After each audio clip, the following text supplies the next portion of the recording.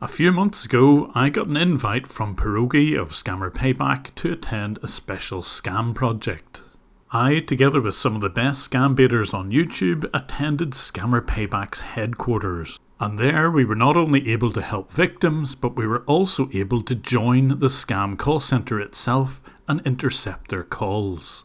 And you're going to find out just how we did this in this video.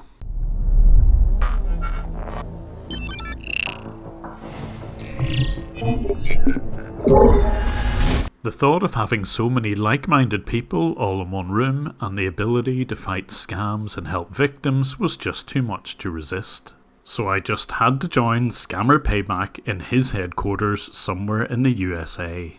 Joining me were Ben from Pleasant Green, CJ Scams, Deyo, Karl Rock, Pierogi and Brandon from Scammer Payback, Ray from Motherpole Scam Baits, and Ash and Art from Trilogy Media. And together would form our own anti-scam call centre. But to understand how we could join a scam call centre from the USA even though they were actually located in India, we need to really dig deep into how the scam call centres actually work. This is CCTV footage from a notorious scam call centre, Met Technologies. As you can see, there are computers, headphones and physical phones. This slightly shaky footage is taken from an insider that we put into one such scam call centre. You can make out enough details to see what type of phone he's using. Importantly, it's not a conventional phone, it's an IP or SIP phone. No scam call centres ever use conventional phones. It would be too easy to block the traffic and it would simply cost too much. Instead, they use Voice over Internet Protocol or VoIP. You connect this sort of phone using an internet cable and it won't connect directly to a public switched telephone network. So the majority of call centres will just use PCs with headphones attached and a software version of the phone that you just saw. And when they do use software based phones, they inevitably will not pay for licenses for the software. I've seen the same old version of X-Lite used in multiple scam call centres, all of which are pirated.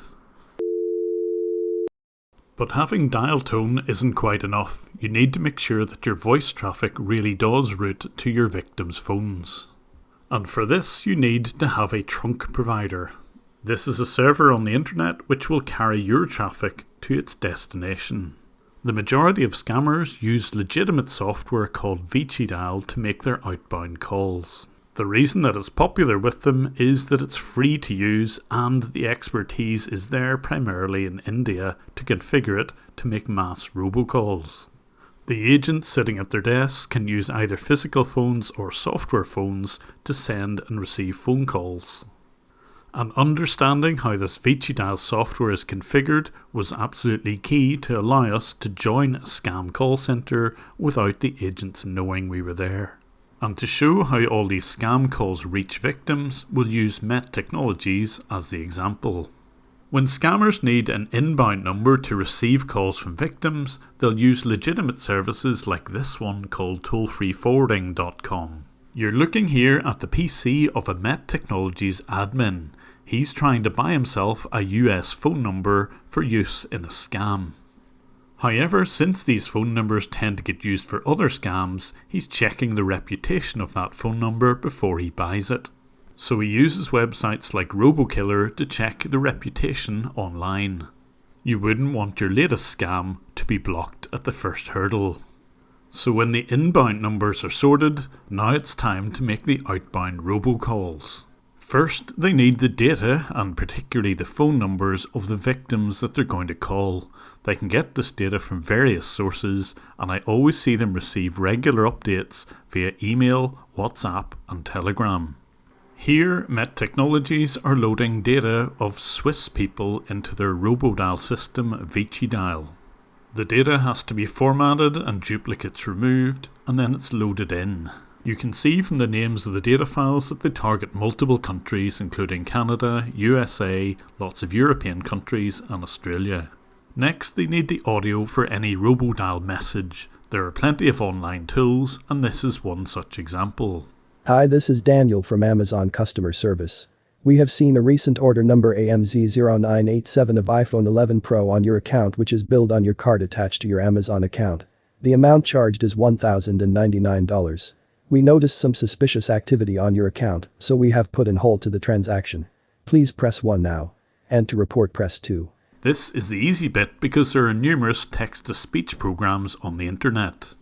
And they will tailor the accent to suit the country that they're scamming. They can pretty much pick any accent that they choose. Hola, esto es Microsoft. Hemos detectado un comportamiento sospechoso en su computadora. Presione 1 para hablar con un agente. The downside is that they have to train their agents to speak Spanish, but for them, this is an untapped market where fewer people have heard of the Microsoft scam. This is a real recording of a Met Technologies agent attempting that Microsoft scam. He adopts a fake Spanish name and you can see his call notes on the right hand side written in Spanish. Hola. Hola, buenos días.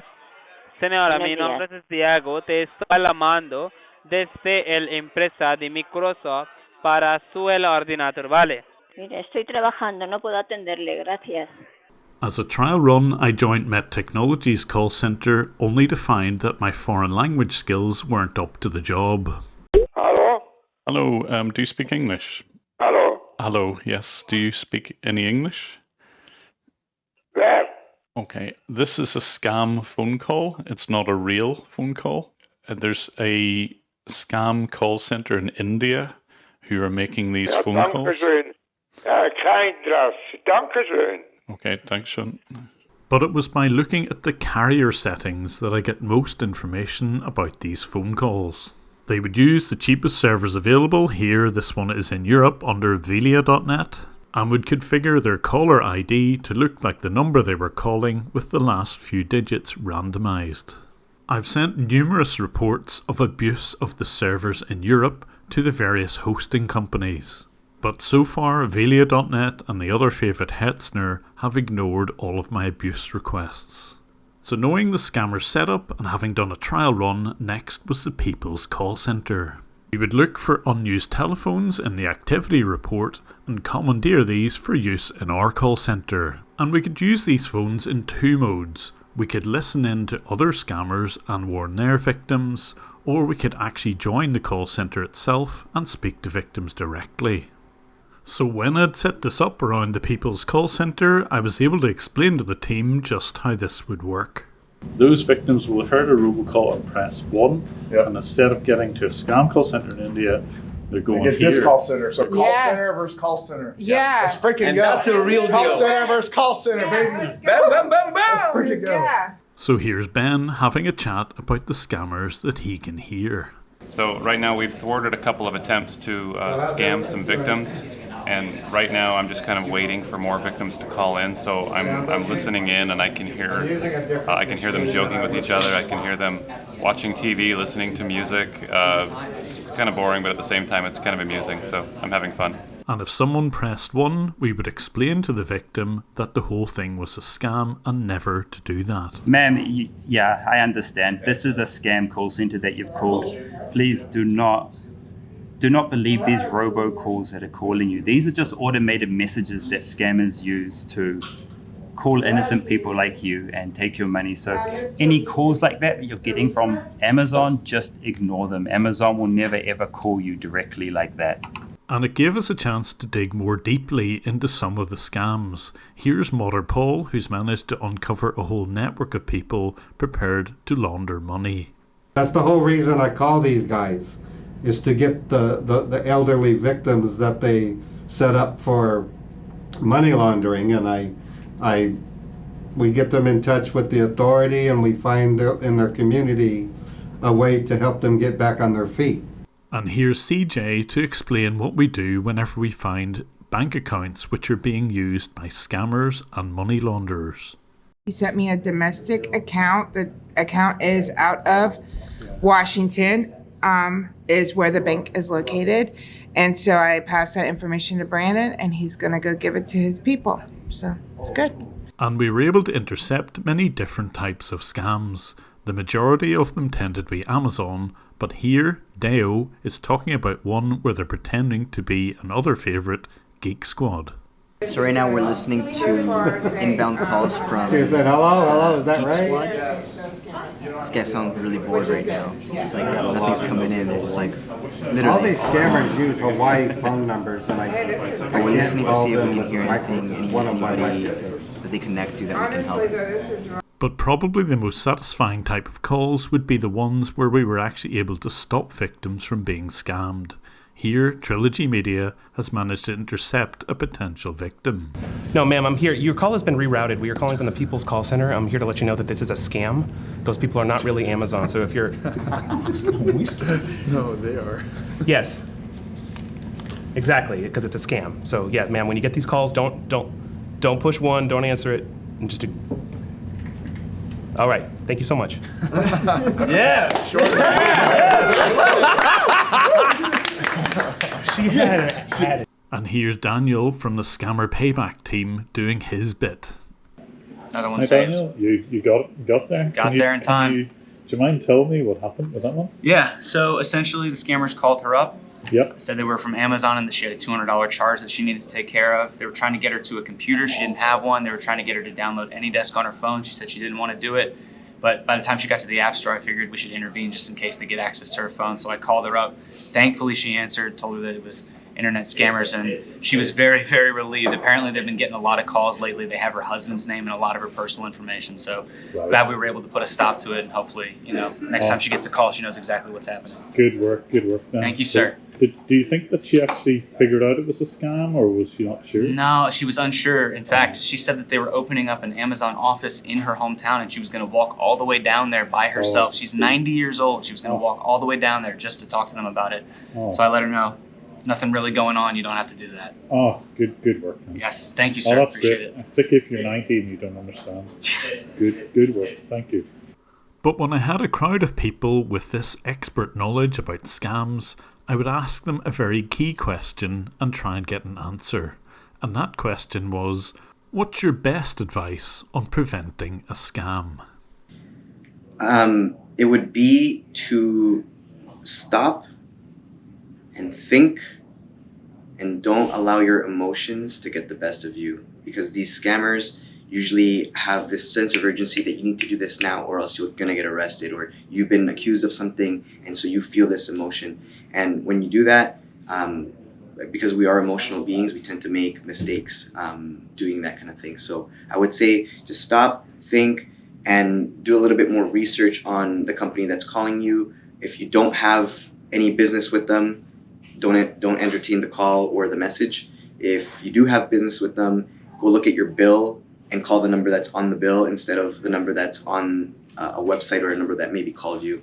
I would just say ask lots of questions. Ask lots of questions because it's good for you. It helps you kind of determine whether or not something is too good to be true, whether it's fishy, but it also frustrates the scammers so much. So the more questions you can ask, the more good you're going to be doing for yourself, and the more frustrated you're going to make these scammers. They'll start to fall apart once you ask the hard questions. To victims, don't let anyone remote into your computer. It's never needed. 2, a company will never call you to give you a refund, and most certainly the government will never call you to begin with. Just understand that there are people in this world who are out to take advantage of you, and those are the 3 ways they can do it. So I think a lot of these scam victims, they're very trusting in people, and they want to believe what somebody's saying, even if it's over the phone or what they see on a computer screen.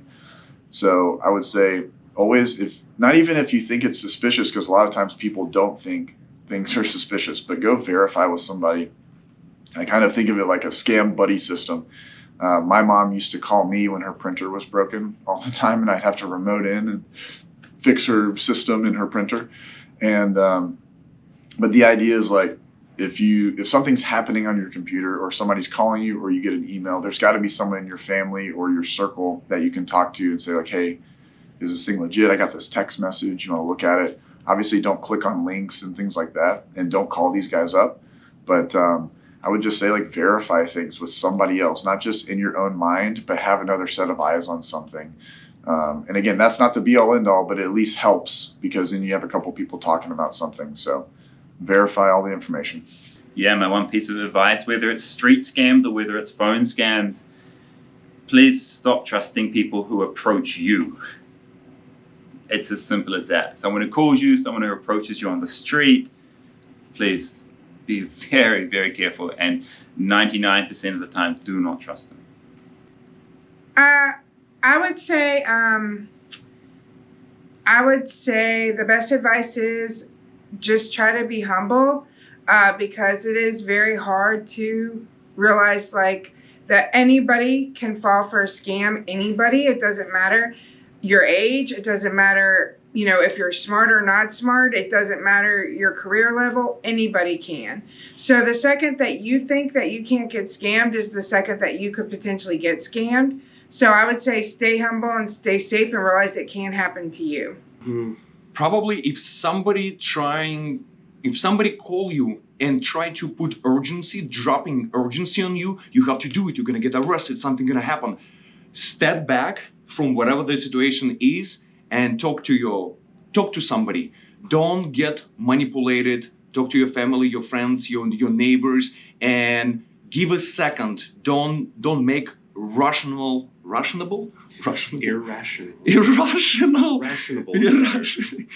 just created a new word. Irrational decisions. I already forgot.